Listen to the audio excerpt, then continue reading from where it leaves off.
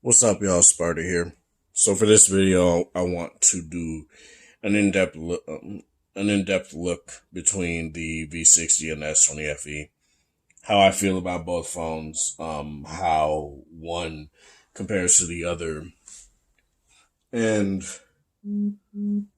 this is something that I want to talk about mainly because I decided not to go Note this year. Mainly because it just didn't really feel like that big of a jump. Still, like, sure, you get 120 hertz and all that stuff, right? But it just felt like yet another iterative year. And how Samsung played the Note 20 compared to the Note 20 Ultra honestly kind of, hit me a certain way. So I just decided, nah, not this year, dog. And apparently there are apparent rumors that this is the last Note. Whatever. I ain't gonna talk about that. But on a more positive note, no pun intended, I got the S20 FE. Now the problem that I tend to have with, Galaxy S series flagships is that they tend to be more laggy than, say, the Note. And this doesn't really have that problem. But let's get into this here. LG V60, as I've said before, is my phone of this year. Take that as you will. If you say a Samsung shill, or you're Samsung fanboy, or you're Apple fanboy, and you say, oh, but the Apple chip can render video faster. I've done that video. It doesn't. It plays these certain games demonstrably better. It depends on the game, but overall, there's not really that big of a difference. And the biggest leap is load times. And to me, that has less to do with the chipset and more to do with the 80 different Android phones that are out here. So, whatever. But yeah, let's talk about these phones. Both of these have the same SoC, Snapdragon 865. Both can do 5G. 6 gigabytes of RAM, 8 gigabytes of RAM. Both have 128 gigabytes of internal storage, UFS 2.1, UFS 3.1. I'll talk about that a little bit more here in a second, but a lot of people use that as a talking point and say that the V60 has just slower storage all around. And I'm going to say this. Downloading apps, installing apps, and all that stuff, there's really not that big of a difference. There really isn't. Like, I download and install a pretty big app, a pretty hefty app, like a game or something like that. There are times where the V60 either equals it or beats it ever so slightly. And this is something that I had on, say, the V40 as well. That also had UFS 2.0 or whatever. And people are like, oh, it's not the Note 10. They didn't have Note 10 UFS 3.0. And it's like, yeah, but here's the thing, though. I don't care. Like, I just don't care. So long as the phone doesn't feel like it's a phone from 2010 and it's downloading an app and installing an app so slow, I really don't care. I just don't. But yeah, both have 128 gigabytes of internal storage. Both have micro SD card support up to 2 terabytes, up to 1 terabyte. I have a 512 gigabyte card in the S20 FE here. I have a 400 gigabyte card in the V60. One of the problems I had with the Note 10 is that, yes, it had 256 gigs of internal storage. That was also UFS 3.0 and all that stuff, right? But the problem was that it didn't have a micro SD card slot. And then it made it was even worse this year when they halved the storage from 256 to 128 and still didn't include an SD card slot in the base Note 20. At least this has that, though. And actually, it's a very minor thing, but let me show you guys something here. I really like the design, and I really do appreciate the design of Samsung's SIM card slot, or their card slots. It's not just an SD card. I have one over there. I was looking for my keys, but I have a SIM ejection tool right here. So let me do this here. this is something that's really nice. Something that's always been a problem when, say, you take a SIM tray out of a phone is that the either the SD card or the SIM card will just pop out, right? So look at this. On one side, you have your SD card. On the other side, you have your SIM card. And what you do to get the SD, the one problem that I have with this is that you have to pop the SD card out and able to get the SIM out, unless you get in here good enough and get that out. But basically all you do is you pop it like this, you pop it, boom. I'm not going to really do it right now. And it gets out. And then there's a little hole like right here, and you pop your SIM card out that way. It works really nice. More manufacturers need to do this so that, you know, there's less plastic that you're using to make these SIM cards. And sure, we're going to eSIM and all that stuff. What would be really cool if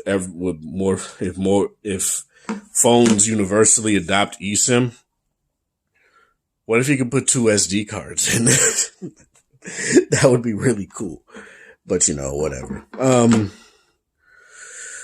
Triple lenses on the back, dual lenses on the back of here. 64 megapixels versus your 12, 8, and I think is also 12 for the ultra wide angle, whereas it's 16 and 13, or 64 and 13, I think, or something like that. I don't use the wide angle lens that much anymore, but it's definitely wider here on the S20 FE. 64 megapixels up to 10x zoom. The 10x zoom looks as good as it does on here. Like a lot of people, oh, you don't have a separate telephoto lens. And it's like, yeah, sure, whatever. But at the end of the day, it still performs well. Sorry, everyone wants to message me right now. I'm sorry, guys. But, yeah, it still does 10x zoom just as good as this phone does it. And this is also a Samsung 64 megapixel sensor. So I really wish it would have been nice if they did put a 64 megapixel sensor on here, but they put the same sensor that's on the S20 on here, the same 12 megapixel sensor. So it's a newer 12 megapixel sensor that's better for low light and better focusing and all that stuff, which to me is a sacrifice I'm willing to make. But man, the 64 megapixels is just so good. I really do like it. And how LG leverages it is so nice. In terms of design of the phone, you also have your Z camera on the back of the V60 here. Since this is a reflective glass, you can't really, it's getting hard for the little G8 to focus there. But yeah, you have your Z camera on the back there for portraits and all that stuff. But in terms of design of the phone, the V60 is a sturdy phone. It's a smooth rail on the side here, not glossy, not slippery, and that's really nice. Mil standard 810G, drop shock weather resistance on here, really nice. And why the weather resistance is important, say you're in a place like me, Minnesota, right, where it tends to get very cold in the winter times. Cold tends to affect battery life. And that is something that Mil Standard 810G will aid with, as your battery life won't be nearly as affected as it is on other phones, which is why I think Mil Standard 810G really needs to be popularized and adopted even more than just, say, $200 rugged phones. So yeah, and I'm glad LG is still doing it with, say, the Velvet. They're still doing it with the Wing. That's very nice as well. Both have IP68 water and dust resistance. In terms of I do like it's blue and red. That's really nice. I really like this red. This is glass. This is plastic polycarbonate, but it's a really high quality, nice polycarbonate. We need to stop with this. Oh, it's plastic, so it's not premium. It's so stupid. I'm sorry. It looks cute, but you're gonna put a case on it anyway. I'm sorry, dude. The same people that say they either put a case or they put a skin on it. Why does it matter? But yeah, both of these are really beautiful phones in my opinion. I don't really have any issue with how either of these phones look. They're just nice. It's a toss up in between when it comes to that. Buttons, you got your volume up and down with your Google Assistant button right here. Sorry, the GA doesn't want to focus. And you got your power button on the side here.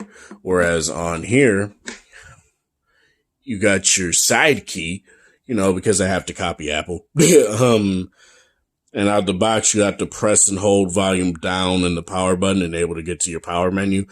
But all you really got to do is this. All you got to do is hold that down. I think I need to lower the ISO, the shutter speed here. My bad, y'all.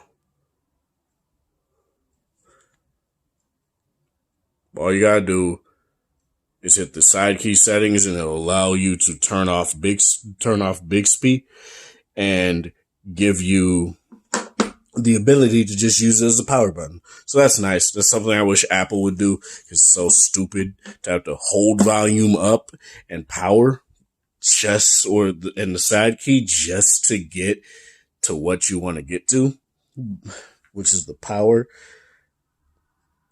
But yeah, other than that, it's pretty much the differences when it comes to design. Both of these phones, like I said, are really nice looking. The blue and gold. I really hope LG keeps this color. This is really nice, especially if they go to frosted glass and it looks like this. Oh my Lord, that would be so nice. Notch versus punch hole, whatever. As you guys can see, the V60 is quite the taller phone. It's quite the wider phone too. Definitely less pocketable for those who have smaller hands. As you guys can see, I got big hands. And still, this is a pretty tall phone. But man, I like that about it. The S20 FE is definitely not small. Like, it's definitely smaller, and it feels more pocketable, more manageable to me because, as you guys know, big old hands here. Big old man-witch handling hands. So yeah, that's really nice. Both have always on displays. I turn it off on the S20 FE because of the simple fact that the proximity sensor, if you don't have pocket mode on, will not really detect all that well when the phone is in your pocket and not want to activate stuff like, say, a swipe up gesture, or even worse, try to unlock your phone in your pocket. And to me, that's stupid. Whereas on here, sure, there's no pocket mode, but it doesn't really need it because of the simple fact that you have the phone in your pocket for long enough. One, the proximity sensor is covered. Guess what won't happen? So I cover it, right? And as you guys can see, it says fingerprint recognition has been disabled. And that's really nice. God, let me auto adjust this again, because now it's starting to do the good old wavy effect. But yeah, talking about the camera, not the phone. But yeah, it looks really nice. The S20 FE definitely has the faster fingerprint sensor. There's no doubt about that. Ultrasonic versus an optical one. Obviously, that's just going to be better. It's better for stuff like, say, your finger's a little bit wet or something like that. You won't really have it'll take a little bit longer, but it'll still scan your finger. Whereas this, it just won't happen at all. You'll have to either put in your pin or your pattern. To me, that's something that kind of sucks, but it's whatever. Active stylus support. I don't know if this has active stylus support, but overall, it's whatever. Like, I might end up getting a stylus for the V60 here, because I do want to test it. But from everything that I've seen, it does most of what the Note can do. The only things it doesn't do is, like, say, act as a shutter button for your camera, or you can press and hold the button and swipe it. It can do all these certain different things, right? And obviously it's not in the phone, so you have to carry it separately. Those are things that are different. But to me personally, it does the key stuff. It does everything else, and it does it just as good. So that's really nice.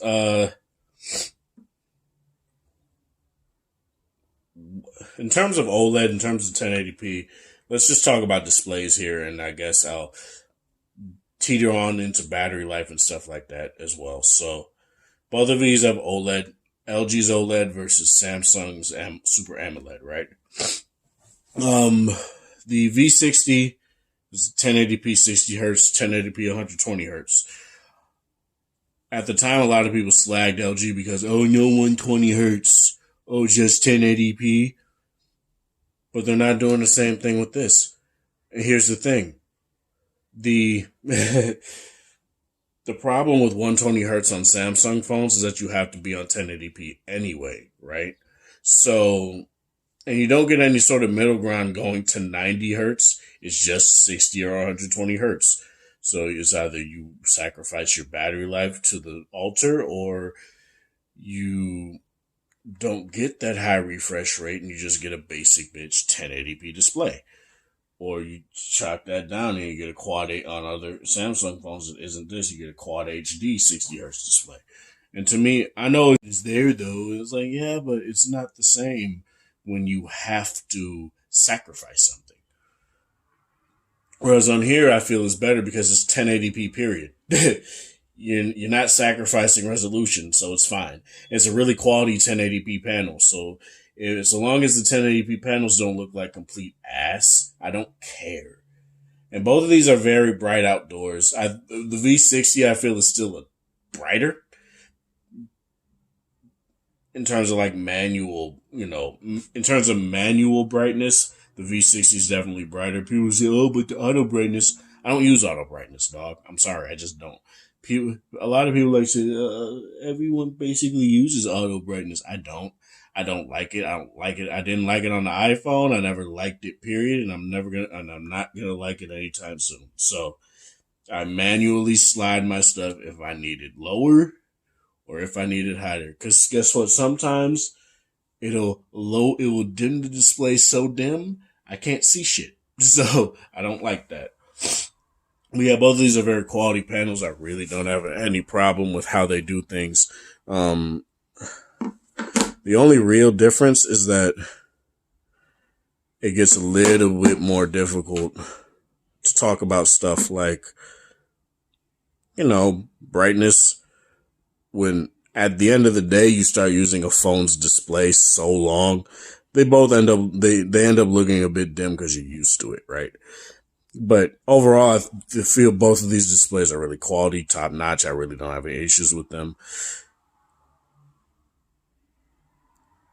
And that's all I really want to say with that. No sort of color shifting or anything like that I've been able to see. No blotchiness. Both of these are very quality.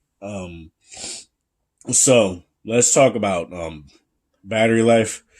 The V60 is still the battery life king for me in terms of the phones I have. I know there's still the ROG Phone 3, which I really want. I really want the ROG Phone 3 with that 6,000 milliamp hour battery and a 144 hertz. I really want that phone, but I can't get it. So right now, so that's just what we got to deal with. These phones out of the box, this phone out of the box gave me phenomenal battery life ever since I've had it. This phone is like so-so battery life. It's good, but since you have 120 hertz, you're not really stretching that 4,500 milliamp hour battery that far. Whereas, say, the Sony Xperia 1 Mark II with its 4K 60 hertz panel and a 4,000 milliamp hour battery, you can get a good amount of battery life out of that. Because honestly, we've come to the point where resolution is not going to be the main battery draw if we want high refresh rate, right? So a high refresh rate is very nice. It feels very smooth. I really don't have any problem with how it feels, right? But a lot of people say, oh, once I felt 120 hertz, I just couldn't go back. I could go back, no problem. Like, I really don't have any sort of issue with using my V60 right next to my S20 FE. So that's how when it came to using the iPhone, I definitely felt it. But in terms of what both these phones have, 120 hertz, like I said in my video about a phone not having 120 hertz not being a deal breaker for me, it's just not. And it probably won't be. Again, if the V series successor has it, I'll happily take it. I will happily take it. I don't really have a problem with that. but have a 6,000 milliamp hour battery in that, or 5,500, if anything. Because I want the same battery life that I'm getting out of the V6. 12 hours of screen on time, 9 hours and 21 minutes of gaming with 7 Deadly Sins Grand Cross. 2 to 3 hours of gaming playing Marvel Contest of Champions, which is heavily reliant on you having energy to even do fights and stuff like that. Depending on, event quests and stuff like that sometimes don't utilize energy. What this phone does is that 3 hours of gaming with that, I'd probably lose 10 to 15%. If that. It's probably even less. It's probably even less than that. King of Fighters All-Star, 6 hours and 40 minutes on here, so almost 7 hours. Whereas on here, I get 4.5 hours of KOF All-Star. I get about the same amount. I don't play it till I'm dead. Marvel Contest of play it till the phone's dead. Marvel Contest of Champions. But I play at least 3 hours of it, and it drains about the same. 7 Deadly Sins, I haven't really tested all that much. But the most I was able to do was like 4.5 hours, and I think it was at like 50% from that. Maybe, I don't really remember. But yeah, overall, it's like, you want better battery life, turn down the refresh rate. But the problem that I have with how Samsung is handling this, there's no 90 hertz option. If you had a 90 hertz option, you'd get the best of both worlds. Still, you'd still get high refresh rate and you'd get better battery life. And that's something that I hope they would do. Samsung ships a kind of an anemic charger in the box of the S20 FE. Like my LG fast charger charges its phone faster than the supplied charger. It even says super fast charging when I plug, which is kind of weird. Like an LG branded fast charger is super fast charging a Samsung phone. That's weird to me, but whatever. But in terms of like, I still could get like 60, 65, maybe 60% battery going to work, listening to podcasts basically the entire time, leaving work, having 70%, listening to music on the bus. It'll go down to 65% and maybe 60% by the time I get through the door. Both of these are very good phones if you want to top up quick too. This will take an hour and a half to charge. This will take an hour and 10 to charge if you use a super fast charger, which I would assume is like a 25 watt charger. So both of these phones charge up really fast. Hour and a half, like I said, which is not bad. It's like an extra 20 minutes, and due to the fact that it's a larger battery, makes sense, right? Makes sense. In terms of camera, and this is something that I do want to talk about mainly because cameras are something that a lot of people use on their phones more and more and more now, right? And this phone got slagged mainly because it just had 2 sensors on the back, right? Now, like I said in the beginning, the V60 just having 1 sensor and it does a crop zoom as well, and it looks really quality, is not bad. It's not bad at all. The benefits of this sensor in terms of like nighttime shots and low light far outweigh the fact that it doesn't have a telephoto lens. Now, what I will say is that I feel Samsung does zoom the best. I really do. I go to let me find the pictures, right? So these are just photos that I took. Right. So apologies, but I gotta do this. This is one of the moon at like 6 a.m. Here it is again, and now I gotta do this. That's how it looks there. Then I do this, and you can see the details on the moon at 30x, and that looks really nice. It looks really clean. I really do like that a lot. And it's nice, it's really cool, but the thing is, it's not a deal breaker for me because I know I'm not going to use it all that much personally, but it's a cool feature to have. It's a cool feature to have a zoom that's that in depth.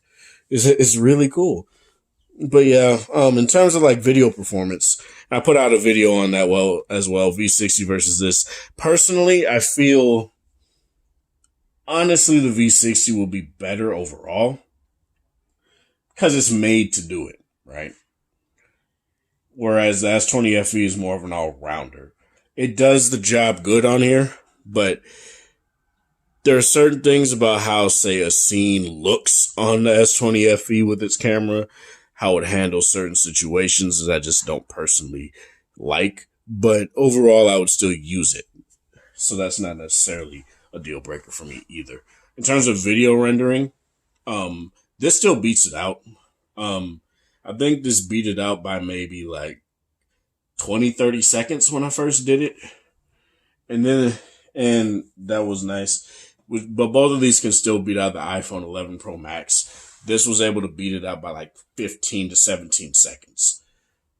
This should be able to do the same, but it depends on how they tune software so that it can do that, right? And it was all using Power Director, and it did it very well.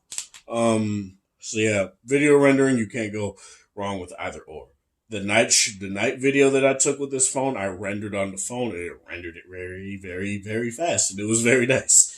I'm not really gonna like when I get the 12 Pro Max, it's gonna be really interesting to see if it's actually faster because I don't feel it will be. The 10s Max wasn't faster than a V30, like in terms of video rendering. So I don't know, but just whatever. Overall photos and stuff like that, though, I will say that both of them do a really good job. If you want the more satisfying bokeh and stuff like that, or if you want to take a super low light shot and still get some discernible image out of it while not using flash or anything like that, the 64 megapixel sensor on here is definitely the better choice for that. This just doesn't pick up. It basically picks up nothing in super low light. Whereas I was able to I'll even show you guys. I have the pictures. I have the receipts. So let's go here. So this is a shot of the S20 FE while I was in a super low light situation. And obviously you can see a lamp right there, but that was way in the distance to the point where it wouldn't even have an effect on the shot. So you could see it, right? And you could actually see the photo. Whereas I did the same thing on here and you just couldn't see anything. Like, you basically couldn't see a thing. And that's just really nice. The one downside I could see from that is that when you lower the exposure down to -2, this doesn't get as dim because it soaks in more light. But to me, that's fine. That's a trade-off I'm willing to make.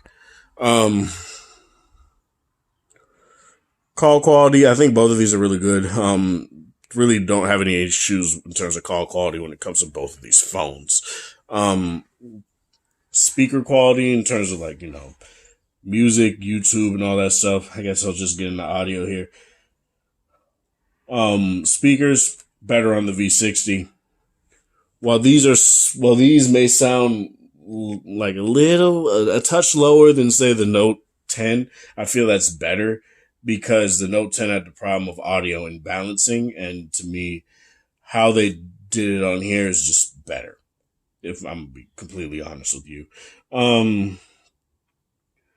But the V60s get louder. They sound more wide, especially when you turn on their 3D surround sound, and it's just really nice. Corded audio, obviously V60 is going to stomp it. There's really nothing you can do about that. Quad DAC, you could plug in 600 ohm headphones and the phone could actually power them. And that's just really nice. Wireless, this will have more Bluetooth codecs. This won't have Haptics HD, so that's kind of weird. But yeah, in terms of that, both have Mag Stripe for mobile payments. This has Samsung Pay. This has LG Pay. The only problem with LG Pay, say if you have like a more lesser known, obscure bank like I do, that basically just banks online and stuff like that, you're not going to get support right away for LG Pay. Whereas Samsung Pay, I have no problem putting like Chime or Current or anything on there. No problem. But yeah, in terms of that, that's really nice. Don't have an issue when it comes to mobile payments. Both of them work really well. And honestly, it's just nice to have your wallet in your pocket with you at all times, aside from obviously like an ID or a driver's license. But whatever.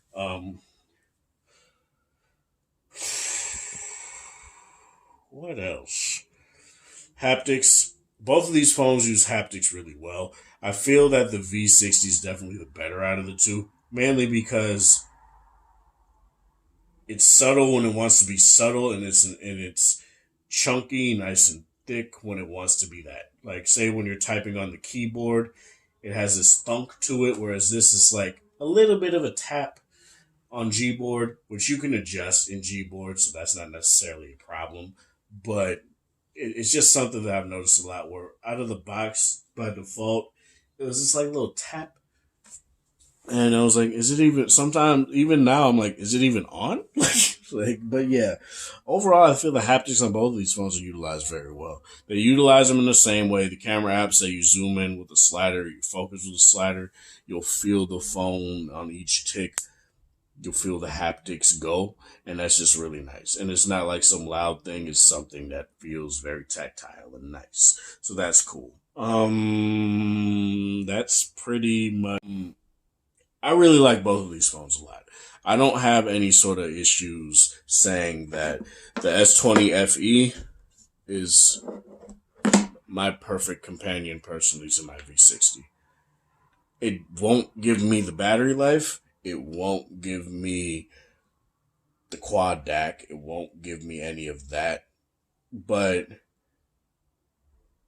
as a previous Note user, and I guess I can just say that now, I now really don't have any qualms with going for the S series anymore, or as I used to. Ugh. And a lot of people would take issue with that because you said the Note basically has, the Note is no longer the phone anymore for productivity. I'm sorry. You can get this phone, depending on how much you paid for it, came with a dual screen case, which I do have.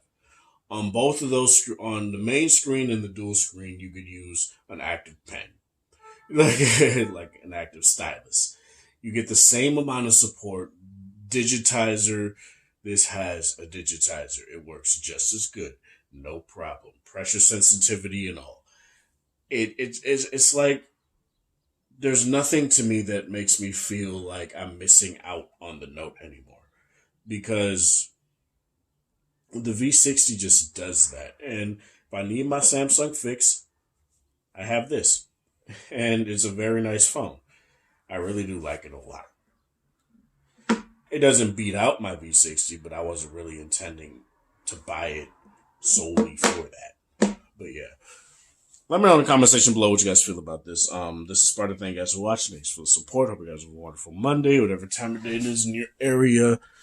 Long old video. Have a good one.